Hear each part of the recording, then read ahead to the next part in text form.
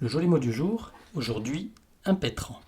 Chers nouveaux fans des jolis mots et les habitués aussi, salut. Aujourd'hui, nous allons nous intéresser à un mot qui sent la paperasse, les tampons administratifs, les chaises en sky et les courriers recommandés mal affranchis. Un mot qui transpire la salle d'attente de préfecture, un mot qui a tellement un air sérieux qu'il en devient comique. Voici venir un impétrant. Un nain comment ? Ah, pardon, aujourd'hui on parle de personnes atteintes de nanisme ou personnes de petite taille. Bref, c'est pas ça. Un impétrant, c'est un type qui s'empêtre ? Quelqu'un qui trébuche dans ses lacets ? Ou un gars qui s'imprègne trop vite de l'alcool ? Non, rien de tout ça, même si l'image du candidat bourré à un concours administratif me fait doucement sourire. Comme toujours, étymologie prime.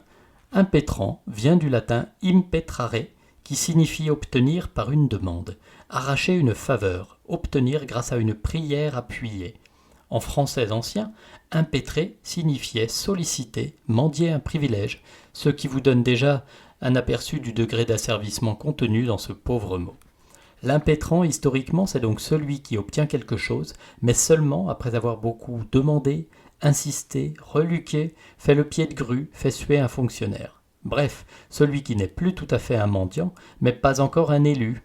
Ah, le bel entre-deux. Passons à la définition moderne, car c'est là que le mot prend tout son sel. Un impétrant, c'est celui qui vient d'obtenir un diplôme, un grade ou un titre, mais qui ne l'a pas encore officiellement reçu. Autrement dit, le gars qui a réussi, mais qui doit encore attendre qu'on lui remette le foutu papier. Ou encore le champion qui a franchi la ligne, mais qui reste assis par terre parce que le podium n'est pas encore installé. Exemple, les impétrants de la promotion 2024 sont priés de patienter derrière le rideau. Oui, les impétrants sont souvent priés de patienter. C'est en quelque sorte leur karma cosmique. Dans les universités et les concours, l'impétrant est cette créature étrange qui flotte entre deux mondes. Il n'est plus candidat, il n'est pas encore diplômé, il est en apesanteur administrative, un fantôme en costume 3 pièces. Des synonymes ? Récipiendaire, encore plus pompeux et très joli, pour une prochaine fois peut-être. Lauréat en attente, futur diplômé.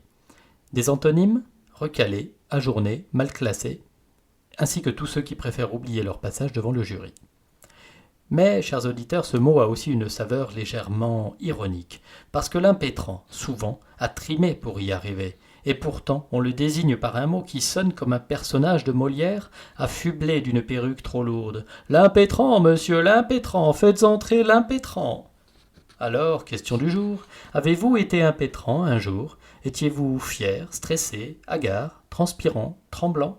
Ou faisiez-vous semblant de savoir ce que impétrant voulait dire quand on vous l'a annoncé ? Quant à moi, je m'éclipse, avant que vous me demandiez un certificat de bonne diction, dont je deviendrai l'impétrant malgré moi. Et soyons réalistes, l'attente serait longue, tant vous savez combien il m'arrive de trébucher sur des mots, de me prendre les pieds dans des liaisons, non pas dangereuses mais lubricielles. Sur ce, à très vite pour un nouveau joli mot du jour. Sans demande préalable, sans dérogation, sans formulaire B18 bis, promis.